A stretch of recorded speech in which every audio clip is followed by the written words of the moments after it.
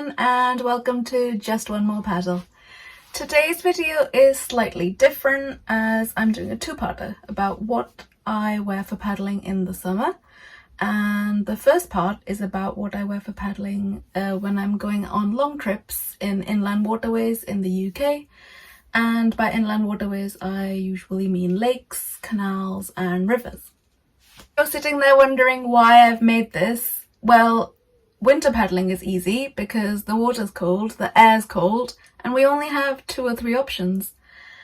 In the summer, if you're in a European country or a Northern European country that is experiencing high levels of rapid climate change, as we all are, summer is no longer really an easy time to paddle. There are high winds, there are warm days, cold starts to warm days, hot muggy days but cold water. There's so much going on. So how should we combat this with our clothing? Well, you'll have to watch this video. So my go-to option on warm days are 2mm neoprene leggings. And they're available in 3/4 lengths or full lengths. And I've got peak leggings because they tend to be available. Palm leggings are nearly always sold out. But I do know there are lots of other brands doing neoprene leggings, so do check them out if you are similarly cautious as I am. And on very warm days, I'll probably wear the 3/4 leggings, and on not so warm days, I'll probably wear the long length leggings. This is really as exciting as it gets for what I wear on my legs. And what I wear on top is actually a bit more interesting and changes quite a bit according to the day's weather and the environment that I'm paddling in. If it is a warm but not hot day, I'm likely to be found wearing a rash vest. I've got a long sleeve rash vest, I've got some short sleeve rash vests, and I circulate them as I see fit. If it's a really sunny day, I might wear the long sleeve rash vest because you can get some excellent tan lines wearing shorter sleeves, and if you are socializing, you probably don't want to have two-toned arms. So yeah, the long sleeve rash vest is a great option. The long sleeve rash vest also has this advantage that when the weather changes, or if you fall in, you don't worry about getting too cold, which is something you don't really have when you're paddling in a t-shirt, which of course I will often do if it's a really hot day. But if it isn't close to 30 degrees or, you know, really hot, I'm probably going to be wearing a rash vest when I'm paddling. Now, those of you living in the UK will know this, that there are many non-warm days in the summer and we need to be adequately prepared for those. So when it's looking a bit sketchy, a bit rainy, I will take a neoprene jacket on top of my rash vest, just an additional layer to protect me from the rain.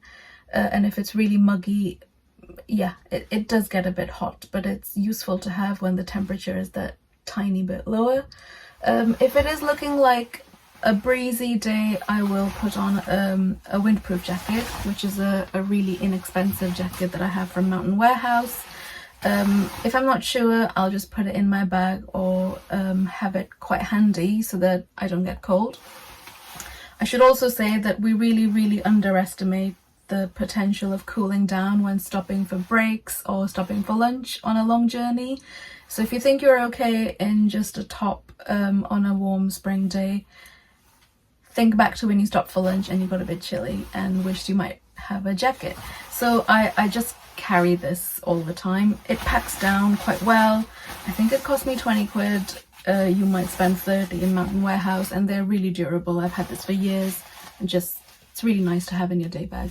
Yes, on really cool days I will wear my CAG because there's the neck seal and the wrist seal that will protect me a bit more from the wind, and I can wear a warmer layer if it is really a cool summer day, which to be fair we have lots of. So it's good to have an idea of what you might need to carry or what you might want to wear on the day. So what do I wear on my feet? Well, a bit like shorts, this is going to be controversial because you're unlikely to find me paddling bare feet in inland waterways in the UK, I always wear my neoprene boots, and there are many reasons for this. I'm very worried about broken glass bottles at the bottom of canals, at the bottom of rivers. I personally know people who have got really bad injuries from falling in the water and cutting themselves. So I'd really like to avoid that drama. So I just wear these. They're really good. They're great for kayaking, great for paddleboarding, great for canoeing. And if you're a paddleboarder, the other thing you could think of is some old trainers that are worn out on the sole. So I sometimes use these really old shoes that I bought from Clark's years ago. The soles are really worn out, but they're perfect for paddleboarding and moving around on the board. And they pack down really small. So you could just carry them, and if you don't like them, just take them off when you're on the water. But really, it's really good practice to not paddle bare feet. And if you're a kayaker, I think it's good to remember that when you're kayaking and bare feet, your heels and toes are quite likely to be in very constant contact with footrests, and it's probably going to get very old very quickly when you're paddling out for a couple of hours, that your heels start to get friction burn, your toes start to get knackered from just pushing on those footrests. So it's just something to bear in mind, that you could just avoid all these problems with proper shoes. So I'm all about making our lives easier. As a coach, I always tell people that if you're doing it out on the water and it feels difficult, don't do it. Find an easier way.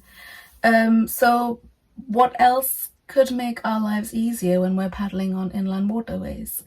And I find that wearing gloves, even in the summer, just some cheap cycling gloves that have cut off fingers, are really helpful if you have smaller hands or if you suffer from Raynaud's syndrome, because your hands are likely to get cold and wet and slippery, and you'll get calluses.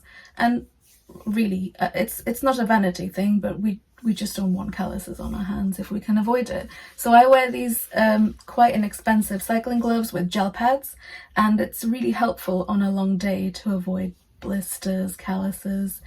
I mean, why wouldn't you? And if you suffer from Raynaud's syndrome, you really don't want to get your hands wet. So I really advise people to find something that works for them.